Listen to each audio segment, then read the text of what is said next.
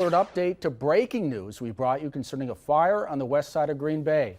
That fire started in a garage in the 1700 block of Western Avenue near an apartment complex. As we reported, the garage did collapse due to the fire damage. 6 buildings nearby have heat damage from the flames, and overall damage is estimated at $450,000. 2 people were treated at the scene for breathing problems, and 1 person was taken to the hospital. They are expected to be okay. We spoke to a man who lives in a nearby apartment. I'm happy about the quick response from the fire department. You know, they got here and they did their job and they did it well. And I was not at the residence at the time, and the first thing I could think of, I thought that our apartment was engulfed in flames, and I rushed here immediately as fast as I could. I mean, my heart was racing, pumping, and I thought it could have been way more serious. Thank God no lives were lost. Thank God everybody is safe.